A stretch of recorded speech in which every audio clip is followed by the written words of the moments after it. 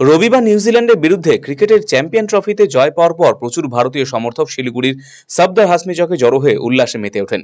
ক্রমাগত ভিড় বাড়তে থাকে, একসময় পুলিশকে ময়দানে নামতে হয়। সেই সময় দেশের পতাকা হাতে এক সমর্থককে পুলিশের এক উচ্চপদস্থ আধিকারিক লাথি মারেন, যা এক সোশ্যাল মিডিয়ায় এখন ভাইরাল। এই ঘটনার প্রতিবাদ জানিয়ে সোমবার শিলিগুড়ির সফদর হাসমি চকে বিক্ষোভ প্রদর্শন করেন ভারতীয় জনতা যুব মোর্চার শিলিগুড়ি সাংগঠনিক জেলার কার্যকর্তারা।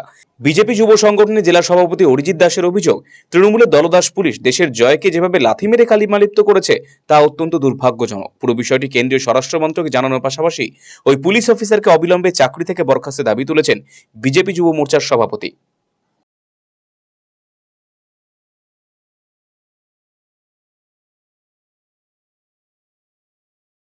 আপনারা জানেন গতকালকে আইসিসি চ্যাম্পিয়ন্স ট্রফি ভারতের বিরাট জয়ের পরে যখন সাধারণ মানুষের স্বাভাবিক প্রতিক্রিয়া, যে জাতীয় পতাকা নিয়ে দেশের স্বার্থে যে উল্লাস, সেই উল্লাসে হঠাৎ করে দেখলাম শিলিগুড়ি পুলিশ কমিশনারেটের এসিপি রবীন থাপা তিনি অতি সক্রিয় হয়ে এই মবকে কন্ট্রোল করার নাম করে জাতীয় পতাকা হাতে নেওয়া একজন জনৈক ব্যক্তির ওপরে জঘন্যভাবে আক্রমণ করলেন, তাকে লাথি মারলেন, তাকে জঘন্য অশ্লীল ভাষায় গালাগালি করলেন। এই ঘটনা কেন?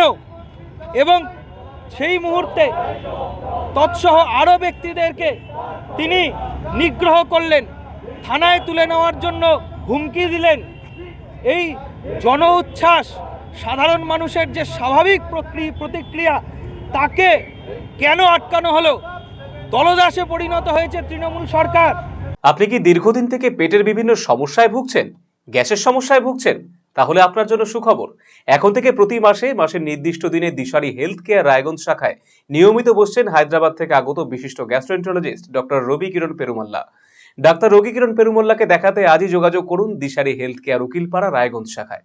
যোগাযোগ করুন 7477785509, 7477785512 এই নম্বরে।